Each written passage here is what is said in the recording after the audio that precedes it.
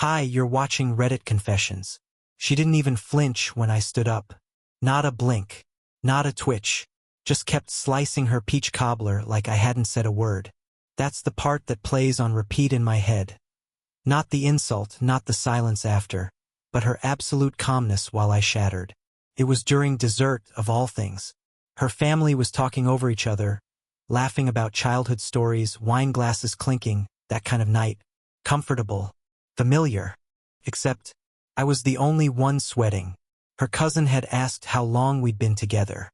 Simple question, right? And Josie, with her usual wine glass tilt and polished smirk, looked him dead in the eye and said, "Don't call us a couple. That's ridiculous." The table giggled. Of course they did. Nervous, pitiful laughs. Everyone looking at each other like, "Is that okay to say?" But no one looked at me. Not even her. I hadn't spoken since the salad course. I was still chewing on a half-swallowed truth. I had told her I'd help with dishes. I had worn the gray shirt she once said brought out my eyes. I had picked up flowers for her mom. But apparently, I was the ghost at the table. A few hours earlier, she had given me one of those fake forehead kisses before we left the house. The kind that doesn't touch skin or soul. I felt something was off, but I didn't know how off. What kind of person jokes like that in front of family? No, scratch that. What kind of person meant it? I stood up slowly. The chair creaked back like it was protesting. My hand reached into my coat pocket, and I placed a single key, just one, next to her plate. My house key. Not our house anymore. She kept slicing the cobbler. "Seriously?" her uncle asked, trying to lighten the air. I didn't answer. No yelling. No drama. Just the dull sound of a man uninviting himself from someone else's narrative. On my way out, I passed the hallway photo of us on our wedding day. Her eyes looked at the camera. Mine looked at her. Even in that frozen frame, I could see how lopsided our love had always been. But here's the worst part, and I haven't told anyone this yet. She had told me earlier this week, "Don't forget, my family still thinks we're doing great. Just smile tonight. Okay?"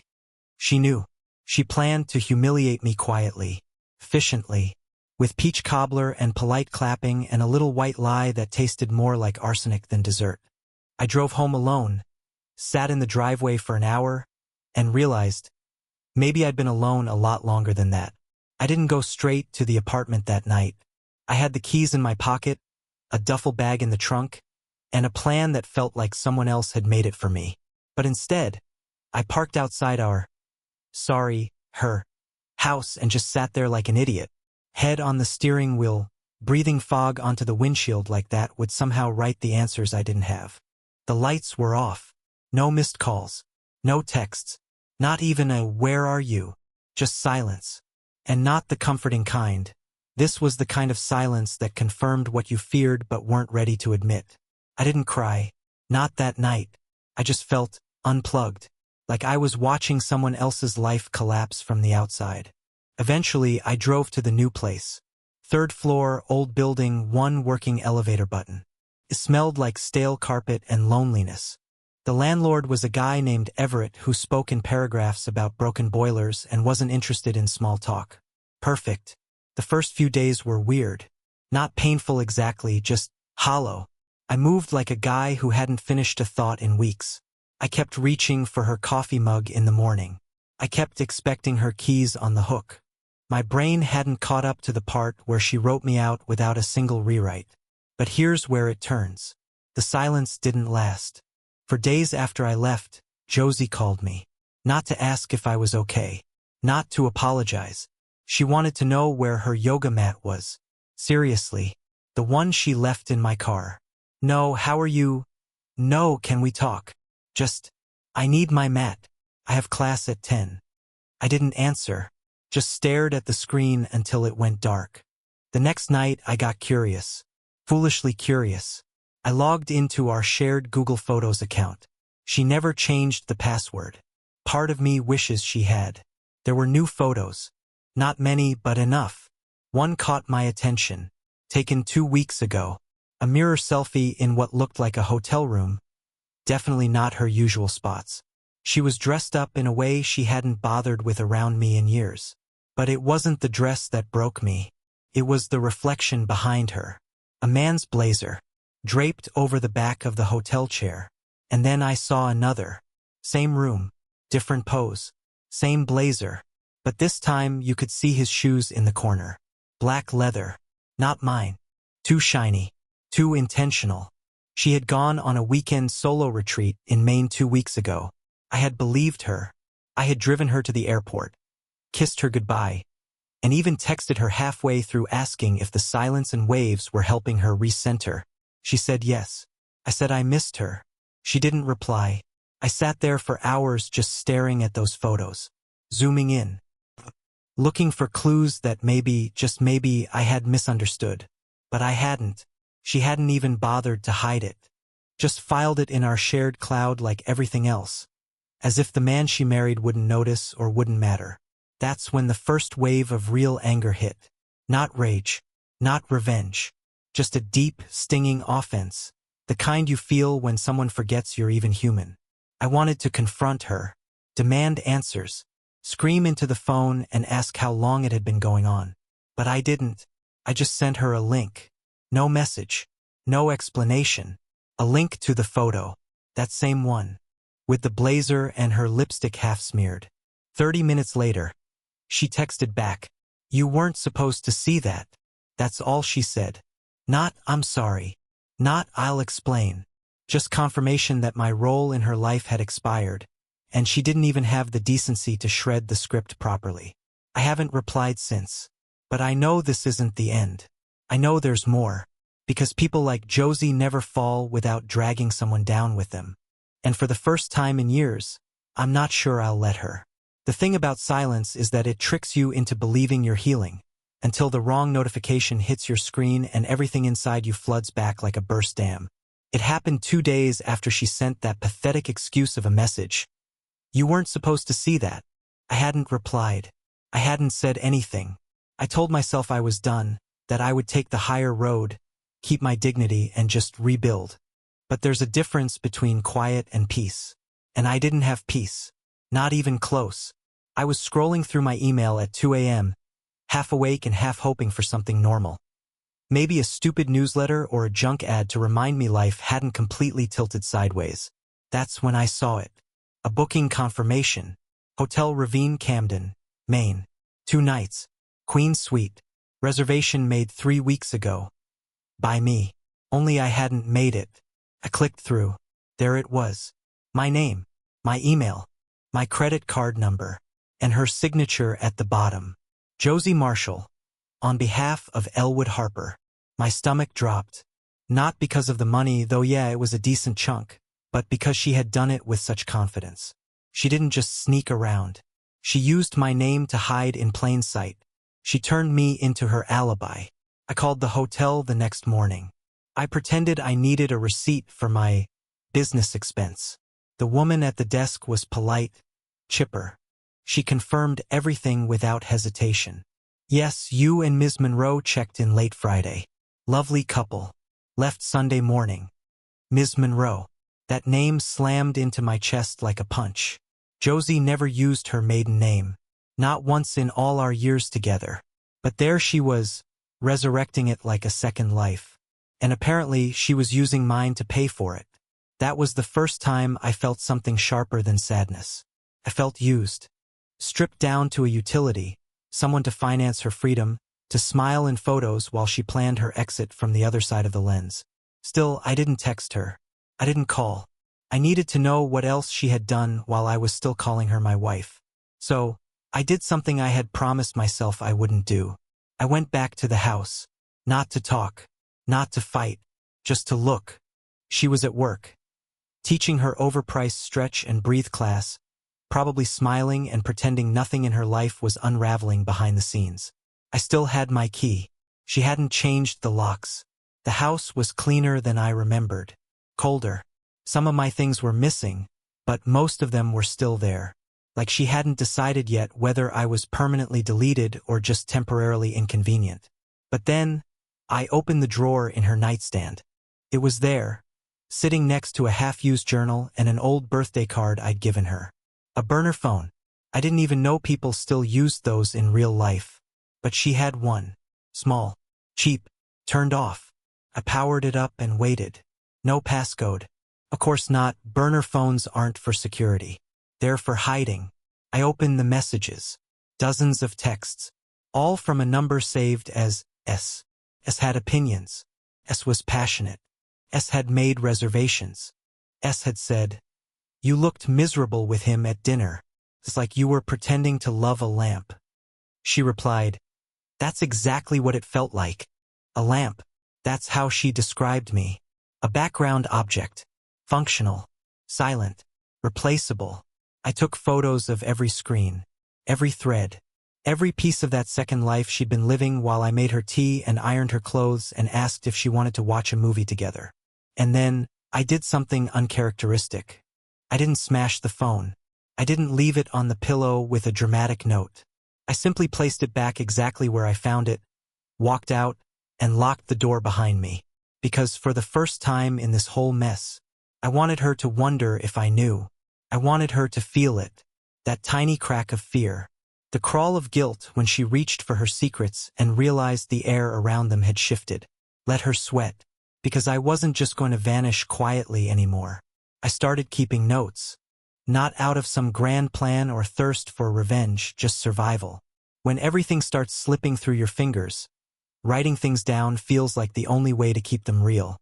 I had a folder on my laptop labeled insurance, and every time I remembered something off or stumbled across a new piece of her second life, I dumped it there. Screenshots, hotel confirmations, text messages, photos from the burner phone, even receipts for the dinners I paid for while she was working late. I wasn't building a case. I was collecting proof that I wasn't crazy. A week passed without a single word from her. Not a call. Not even a passive-aggressive emoji. I told myself that was good. That silence was progress. But the truth is, it messed with my head even more. Because if she wasn't reaching out, it meant she wasn't scared. And if she wasn't scared, it meant she didn't think I mattered enough to fear. But then, I got the package. No return address. No handwriting. Just a nondescript brown box sitting outside my apartment door like a forgotten Amazon order. I brought it inside, half expecting it to be something I ordered back when I still had an appetite or a future. It wasn't. Inside the box was a manila envelope. Inside the envelope was a USB drive and an old mini DV cassette. No note. No explanation. I stared at the tape for a long time. Who even used those anymore? Thankfully, I knew one person who might. My coworker Vince is a gearhead, obsessed with old tech and retro formats. I messaged him and said I needed to digitize something for a personal project. He didn't ask questions, just said to come by the next day. That night, I couldn't sleep. My mind kept cycling through theories like a broken dryer, some stupid, some terrifying. What if it was from him? What if he was trying to gloat? Or warn me? Or what if it wasn't either of them, and someone else knew everything? The next day, Vince ran the tape through his system while I watched on a tiny screen in his garage, sitting on a folding chair that smelled like oil and insulation. The tape was only 15 minutes long. It was dated 8 months ago. The footage showed a hotel room. Shaky, handheld footage. The kind someone might film on impulse without thinking it through. The camera was angled toward the mirror, catching just enough of the room to show a bed. And her, Josie.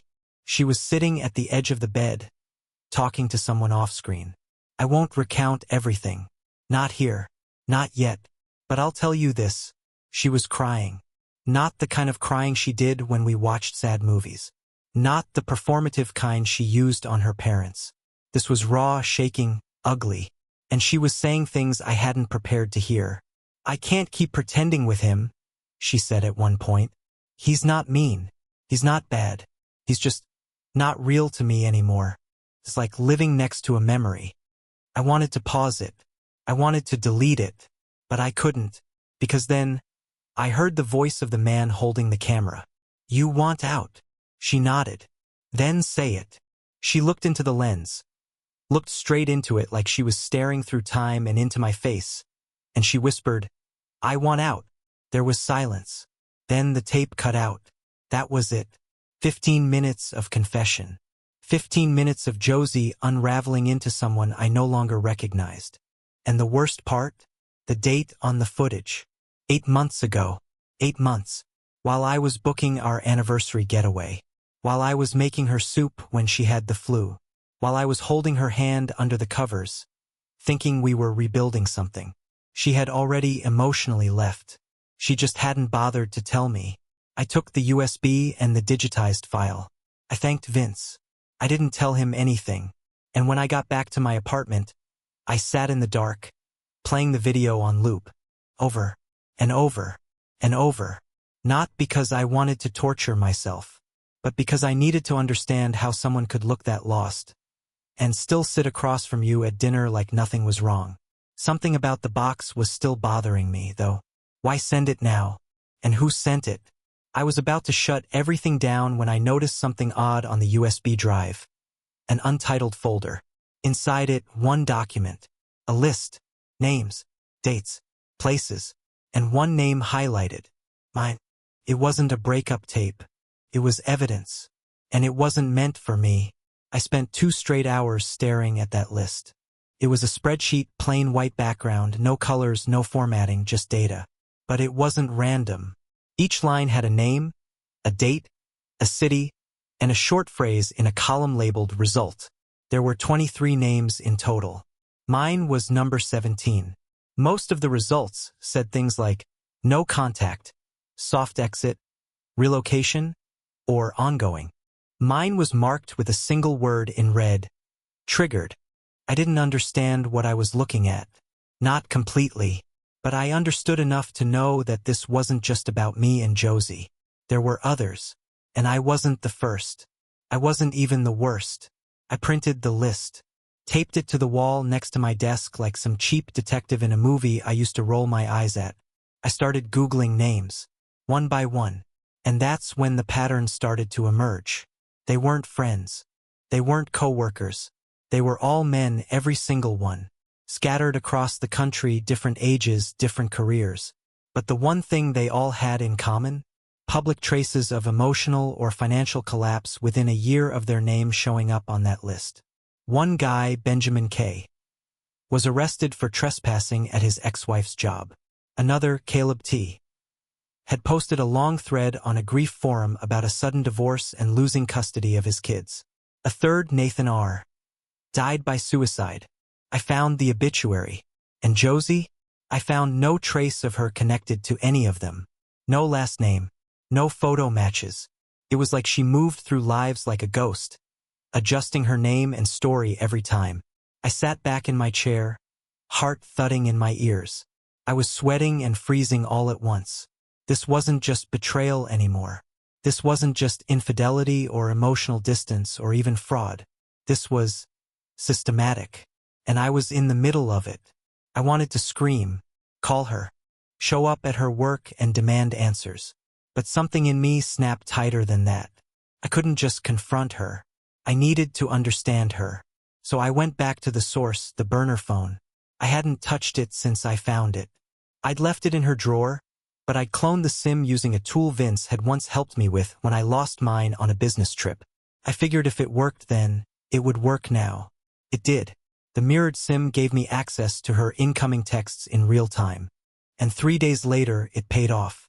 I was sitting on my bed, headphones on, half listening to a podcast about digital forensics when the phone buzzed. You think he's starting to figure it out? Josie. He saw the hotel photos. That's all I know. Then stay quiet. No more contact. If he cracks, we let him burn himself out. That's what always happens. Josie. He's not like the others. He remembers everything. The text hung on my screen like a bullet midair. I felt my chest tighten, my fingers tremble. Not like the others? What others? Then it hit me. Those names. The list. This wasn't just emotional fallout. This was practice. A loop. A system.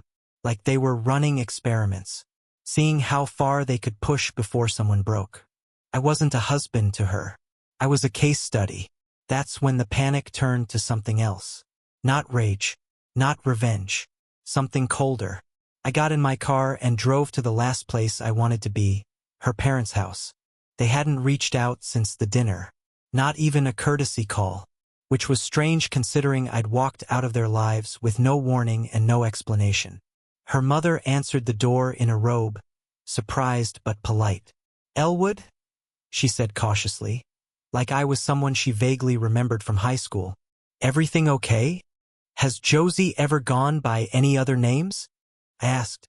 She blinked. "Excuse me?" I showed her a photo of the spreadsheet. Didn't explain what it was. Just pointed to one name on the list. Annabelle Monroe. That's when her face dropped. She leaned on the doorframe, silent for a beat too long. "She hasn't used that name since college," she said quietly. "Why?" I didn't answer. Couldn't. Because if I said it out loud, it would become real. Instead, I said, "What happened in college?" Her mom shook her head. "You'd have to ask her." Then softer. "But she was different back then." Different how? I didn't ask. I just thanked her, walked away, and sat in my car with both hands on the wheel until the sun started to dip behind the trees. She had done this before. She had burned others before. And the only question left was, why was I still breathing? I didn't sleep that night. My body lay down. Sure. But my mind paced every hallway it had. Turning doorknobs, flipping light switches, pulling open drawers it had sealed years ago. The name Annabelle Monroe echoed like a threat in my skull. It felt ridiculous that I hadn't known it. We'd been married 6 years. I had memorized her coffee order, the exact way she liked her eggs, every allergy, her Spotify playlists, even the old scar behind her left knee. But I didn't know the name she once wore like a second skin. The next morning, I did something I never thought I'd do. I messaged Dorian, her ex, the guy she used to call an unfinished chapter. Back when we were still in the sugar-coated phase of our relationship, she told me they dated in college, broke up, got back together, broke up again. The usual chaos. But she never gave details. And I never pushed. Because back then, I was just happy to be after him. I found his LinkedIn, then sent a message from a dummy account I created that morning. I told him I was working on a research project about toxic relationship patterns. Yeah, I know, cheap trick. But it worked. He responded in less than 20 minutes. "I assume this is about Josie," he wrote. That one line froze my blood. I hadn't mentioned her name. I didn't even pretend to play dumb. I said yes. He sent me a phone number and told me to call when I was somewhere private. I stepped outside, pacing the parking lot behind my building. My hands were shaking. My voice cracked when I said hello. "Is she still using Monroe?" he asked. "No, hi. No small talk." "Sometimes." He exhaled sharply. "Then you need to listen to me, man. Because if she's cycling back to that name again, someone's about to get ruined." I sat down on the curb, heart pounding. According to Dorian, Josie, Annabelle had always been a little slippery. But toward the end of their relationship, she became something else entirely. Obsessive, controlling, cold in ways he still couldn't explain. "She has a script," he said. "Not literally, but it's like she rehearses relationships. Plays out the same story again and again until it breaks. And it always breaks." "What kind of story?" "She finds someone safe. Someone loyal. Not flashy. Usually a guy who's emotionally available but has some wound he doesn't talk about. She makes him feel special. Needed. Seen. Then she starts isolating him. Slowly. Subtly. Makes him question his reality. Like he's overreacting when he notices things. Like he's needy for asking for love." I didn't respond. Couldn't. He was describing me in horrifying detail. "Then she disappears emotionally," he went on. "Starts a new story somewhere else. Sometimes with someone new. Sometimes just alone. She thrives on the unraveling. It's like she feeds off it. But the real kicker?" He paused. "She documents everything." "What do you mean?" "I mean, when she and I were living together, I once found an old laptop of hers that had files labeled with names. Men's names. I opened one. It was all about me. Our conversations. Screenshots. Voice recordings. Even a spreadsheet of my moods, my triggers. It was like being studied. And when I confronted her, she just smiled and said, "I like patterns." I felt sick, like my organs were folding in on themselves. She said it like it was normal, he added, like it was beautiful. I asked what happened after that. She vanished, took the files, moved across the country. I got a call 3 years later from a guy in Ohio who had gone through almost the same thing. We compared notes. It was uncanny. Different versions of the same story. I thanked him and hung up. I sat on that curb until the sun went down and the first streetlight buzzed on above me. I had to find that laptop. I had to see it for myself. The next day, I drove back to the house. The key still worked. She wasn't home. I went straight to the crawl space above the hallway closet. A place we once joked about being perfect for hiding bodies or Christmas stuff. And there it was. A black laptop bag. Dusty, zipped shut, but still humming with something heavy inside. I brought it to my apartment and plugged it in. Password protected. I tried our anniversary. Denied. I tried her old cat's name. Denied. And then I remembered something from years ago. A phrase she muttered once in her sleep during our first winter together. "For Belle's fall." I typed it. The screen blinked. It unlocked. The desktop was clean. But the hidden files told the real story. One folder, named simply Archive. Inside, 23 subfolders, each named after a man, including mine. I opened it with trembling hands. Photos, notes, audio files, private emails I didn't know she had access to, a recording of me on the phone with my mother, another of me reading aloud from a journal entry I didn't know she had found. And at the bottom, a document labeled Exit Strategy H. Elwood Harper. Me. I opened it. It was detailed, clinical, timeline-based. Phase 1, build trust. Phase 2, introduce emotional withdrawal. Phase 3, trigger insecurity. Phase 4, create exit narrative. Phase 5, resource extraction. Phase 6, disengage, vanish. I stopped breathing. She had planned her exit down to the week, and I had walked straight through it, smiling, blind, loving her the whole way. I stared at that document like it was a confession letter from a stranger who had worn my wife's face. I didn't cry. I didn't scream. I just felt the strange, cold acceptance settle into my bones. Like the moment right before a plane crashes, when you stop panicking and just float in resignation. I printed everything, not just my file. All of them, every man she had played, every exit she had engineered. Some of them looked like carbon copies of me, quiet, steady types with creative jobs.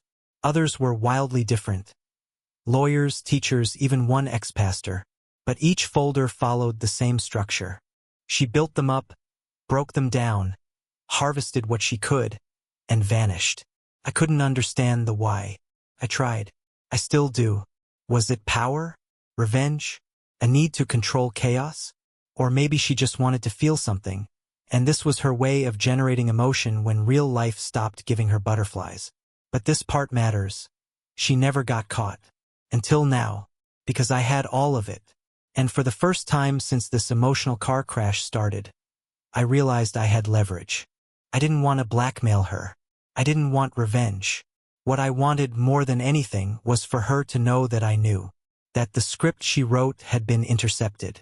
That her control wasn't as airtight as she believed. So I started planning.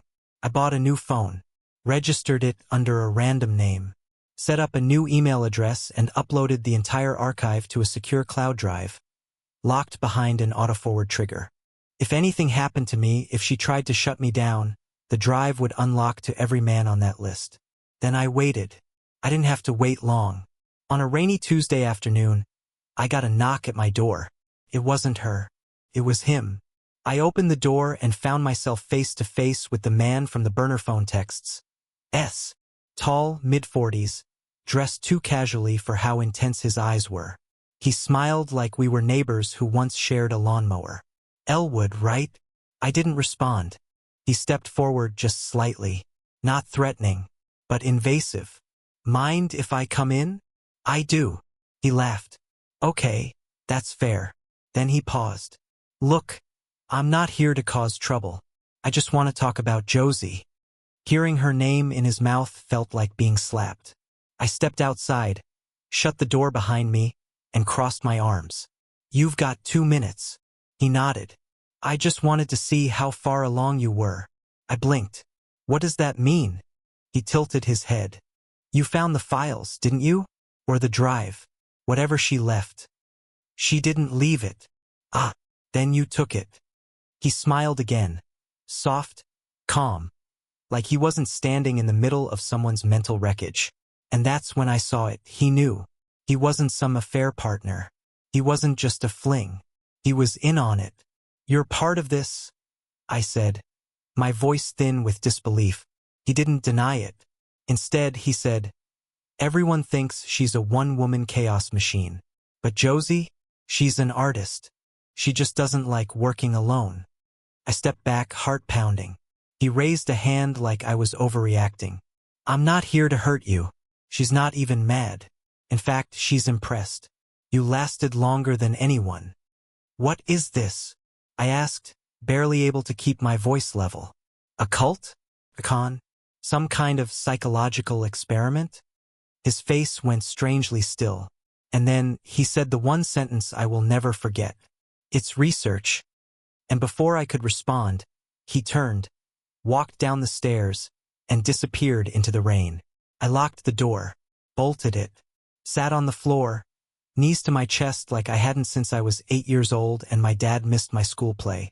I was in something far bigger than heartbreak now, and I needed to end it before it consumed me. So I started writing. Not a threat, not a confession. A timeline, with everything I had. Dates, evidence, messages, videos, names. I didn't know if I'd ever send it, but I wanted it ready, because if Josie had written my ending, I was going to rewrite hers. The strange how peace doesn't come like thunder. It's not loud. It's not cinematic. It doesn't kick down the door or yell surprise. It just settles. Quiet. Subtle. Like the air feels different, and you finally realize you're breathing without effort again. Took time. Weeks, not days. I didn't expose her. I didn't send the file to the authorities or to the men on that list. Could've. Every part of me wanted to scream her sins into the world and burn every bridge she ever built. But that would have made me part of it, another character in her elaborate manipulative play. So instead, I stepped out of the theater. I deleted the files. Not before printing one last hard copy and locking it in a storage unit under my name, just in case.